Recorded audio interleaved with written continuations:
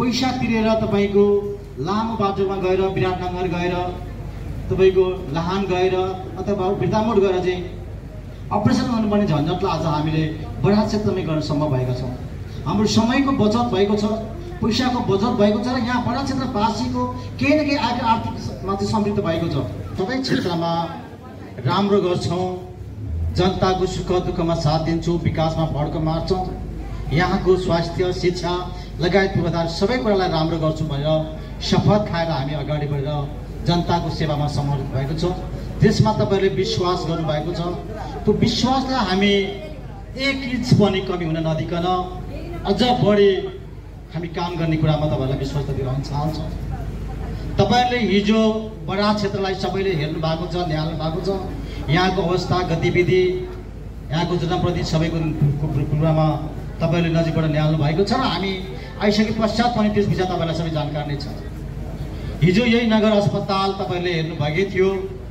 अब हामीले बढी कुरा गरेर हुँदैन किनभने हिजोको जनप्रतिनिधि साथीहरूले जुन बाटोमा डोर्याउनु भयो, स्थापना गर्नुभयो, हामीले उहाँलाई सम्झनै पर्छ र उहाँहरूले व्यवस्थापनको पाटोमा केही कमी कमजोरी गर्नुभयो अथवा यसलाई राम्रोसँगले शुभारम्भसँग गर्न सक्नु भएन, यसमा हामीले त्यो भन्नै पर्छ। जब हामीले हेऱ्यौँ, यसलाई निहाल्यौँ, जब म शपथ ग्रहण गर्ने बित्तिकै मेरो दिमागमै पहिलो कुरा के आयो भने यो बडा क्षेत्रमा रहेका अस्पतालहरू, स्वास्थ्य इकाइहरू अथवा कुनै पनि स्वास्थ्य सम्बन्धी कामलाई राम्रो गर्नुपर्छ। जनताको पहिलोको आवश्यकता नै स्वास्थ्यलाई राम्रो गर्नु, स्वास्थ्य नै धनु भन्ने कुरा मेरो मनमा थियो र मैले यहाँ हेरेँ बडा क्षेत्रमा रहेको नगर अस्पताललाई मैले नजिकबाट निहाल्दै गर्दा यहाँ केही अस्तव्यस्त, यहाँको डाक्टरहरूको चाहिँ पारिश्रमिक नपाएको अवस्था, बिरामीले सामान्यभन्दा सामान्य औषधि नपाएको अवस्था अनि आन्दोलन हुने अवस्था भएको मैले पाएँ। मेरो मन दुख्यो कि यहाँ प्रवेश गर्दै गर्दा आज किन यस्तो भइरहेको छ। यहाँ बिरामी दैनिक 150भन्दा बढी आउनुहुन्छ, तर अवस्था किन यस्तो भयो मैले हेरेँ। किनभने मलाई लाग्छ कुनै पनि व्यवस्थापन पाटो राम्रो भएन, सबल भएन भने त्यो कुनै पनि कुरा त्यो ध्वस्त हुन्छ, राम्रो हुँदैन। त्यसो मैले निहालेँ, नजिकबाट निहालेँ। मैले 1 महिनामा यो सबै कुरा हेर्दै गर्दा मैले यहाँबाट धेरै कुरा गर्न सकिन्छ भन्ने मैले ठानेँ।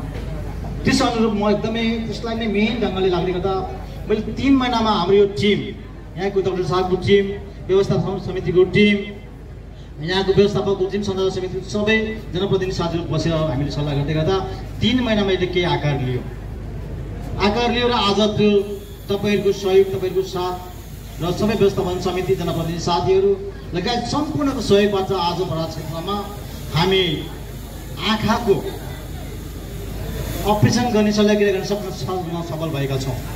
यसमा तपाईँ सबैको सहयोग हो, तपाईँ सबैको साथ हो, जनप्रतिनिधिको हौसला हो। यहाँनिर हाम्रो श्याम दाईको विशेष भूमिका छ यसमा। उहाँले मेयर साहब केही गर्न सकिन्छ है भनेर उहाँले बेला बेला मलाई घोषणा गर्नुहुन्छ।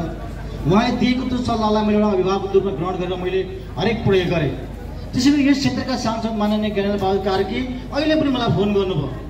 मलाई भर्खरै पठाइहाल्यो है, त्यो अस्पतालमा त्यो मैले 5 करोड रुपियाँ मागेको थिएँ, त्यो मलाई अहिले भर्खरै पठाइहाल्यो भनेर भर्खरै फोन गर्नुभएको थियो। यति चिन्ता हुन्छ, यति चिन्ता छ उहाँमा, किनभने यस ठाउँलाई कसरी राम्रो गर्न सकिन्छ, यो बडा क्षेत्रलाई कसरी समृद्ध बनाउन सकिन्छ, बडा क्षेत्रको शिक्षा, स्वास्थ्य, बाटो, कुनै पनि कुरालाई कसरी राम्रो गर्न सकिन्छ भन्ने विषय उहाँको चासो छ। र आज मलाई खुसी लागेको छ किनभने सबैको समर्थनबाट, सबैको सहयोगबाट यो कुरो एउटा अत्यन्तै महत्त्वपूर्ण कर्म हामीले चाहिँ आँखाको मोतियाबिन्दुको चाहिँ सफल अपरेसन गर्न सफल हुँदैछौँ, हामी शुभारम्भ गर्दैछौँ। यसको निम्ति हामी एकदमै सबै भाग्यमानी छौँ। आज पैसा तिरेर तपाईँको लामो बाटोमा गएर विराटनगर गएर तपाईँको लाहान गएर अथवा बिर्तामोड गएर चाहिँ अपरेसन गर्नुपर्ने झन्झटलाई आज हामीले बडा क्षेत्रमै गर्न सम्भव भएका छौँ।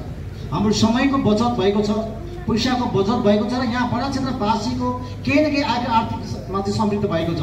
अघि उद्योग सङ्घको अध्यक्षले भने जस्तै आज यहाँ अपरेसन गर्न आउँदै गर्दा, बिरामी यहाँ आउँदै गर्दा यहाँ कम्तीमा के हुन्छ भने चिया होटल व्यवसायको चिया बिक्छ, औषधि पसलको औषधि बिक्छ, किराना पसलको केही सामानहरू बिक्छ अथवा सिटी चालकहरूको चाहिँ सिटीको चाहिँ चल्छ। यसलाई किनभने केही न केही गर्न ठुलो सपोर्ट मिलेको छ र आज दैनिक 300 भन्दा बढी बिरामीहरू यहाँ आएर आफ्नो सेवा लिइरहनु भएको छ। हामी यसमा अझै कसरी राम्रो गर्न सकिन्छ यो अस्पताललाई अझै कसरी नमिना बनाउन सकिन्छ, त यो अस्पतालमा कसरी हामी दैनिक तपाईँको विषयको सेवा सुधार गर्न सकिन्छ, अथवा यहाँ कसरी अरू माइनर ओटीहरू गर्न सकिन्छ भन्ने विषयमा लागिरहेको छ। तपाईँले देख्नु हुँदैछ, हामी यही छेउमा तपाईँको नगर अस्पतालको चाहिँ यहीँबाट आम्दानी भएको पैसा बाँच्छ र सँगै सरकारबाट प्राप्त केही रकमबाट चाहिँ हामीले बिल्डिङ बनाउँदैछौँ। यसमा मेरो सोच छ, हामी जनप्रतिनिधि साथी सबैको सोच र व्यवस्थापन साथी सबैको सोच के छ भने कम्तीमा यो ठाउँमा चाहिँ अपरेसनसम्म माइनर ओटीसम्म चाहिँ यहीँ गर्न सक्यो भने, विशेषगत सेवाहरू दैनिक रूपमा चाहिँ दिन सक्यो भने कम्तीमा बराक क्षेत्रवासीले स्वास्थ्यको रूपमा केही सास पाइन सक्नुहुन्छ भन्ने हाम्रो सोच छ। र म के पनि सोध्छु भने अर्को कुरा, कम्तीमा बराक क्षेत्र नगर अस्पताल भन्ने बित्तिकै मान्छेको आदि रोग निकोस्। उहाँले स्मरण गर्दै गर्दा त्यहाँको व्यवस्थापन, त्यहाँको डाक्टर साहबको सेवा सुविधा, त्यहाँ गरेको चाहिँ यहाँको चाहिँ नर्सहरूले गरेको व्यवहारले चाहिँ कम्तीमा आदि रोग निकोस् अस्पतालको नाम लिने बित्तिकै। अनि यहाँ आइसकेपछि यहाँ आएपछि डाक्टर साहबले दिएको उपचार गरेको काउन्सिलिङले चाहिँ 25% रोग निकोस् र 25% चाहिँ यहाँको दबाईबाट निकोस् भन्ने हाम्रो सोच छ। त्यो तरिकाले अगाडि बढाउने हाम्रो सोच छ। यसमा मलाई लाग्छ डाक्टर साहबहरूले ठुलो साथ दिनुभएको छ, यहाँको कर्मचारीहरू ठुलो साथ दिनुभएको छ, जनप्रतिनिधि लगायत व्यवस्थापन समिति सबैले साथ दिनुभएको छ। हामीले लिएको सोच, हामीले दिएको लक्ष्यलाई मलाई लाग्छ पक्कै पनि पुरा गर्न सक्नेछौँ।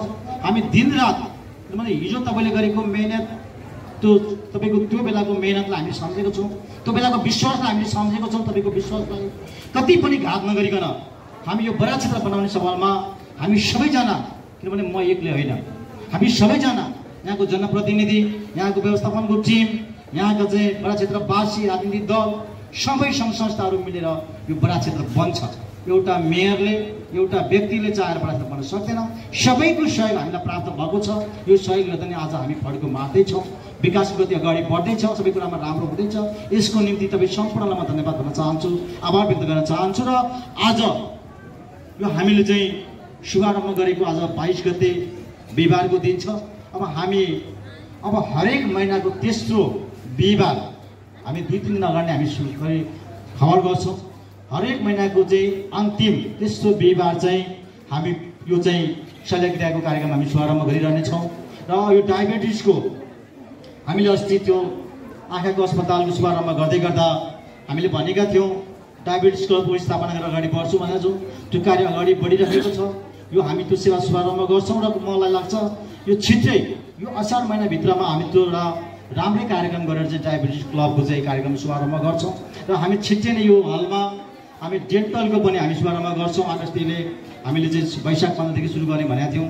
हामी सामानहरू झारिसकेका छौँ। केही कुराहरूले हामीलाई अलिकति साथ नदिएको भन्नाले अब छाउले साथ दिइरहेको छैन, त्यस कारणले गर्दा अलिकति ढिलो भएको छ। तर पनि हामी छिट्टै नै डेन्टलको पनि हामी शुभारम्भ गर्छौँ। र यहाँ बराक क्षेत्रवासी सबैलाई मात्रै होइन, नजिकको कोशी गाउँपालिका, भोगरा नरसिंह गाउँपालिका, बेलका नगरपालिकाका जनतालाई पनि कम्तीमा बराक क्षेत्र सक्षम छ है, स्वास्थ्यको सवालमा अगाडि छ है, आँखाको सवालमा अगाडि छ है, अथवा कुनै पनि कुरामा अगाडि छ भने त्यो सेवा दिन हामी तयारी छौँ, तत्पर छौँ।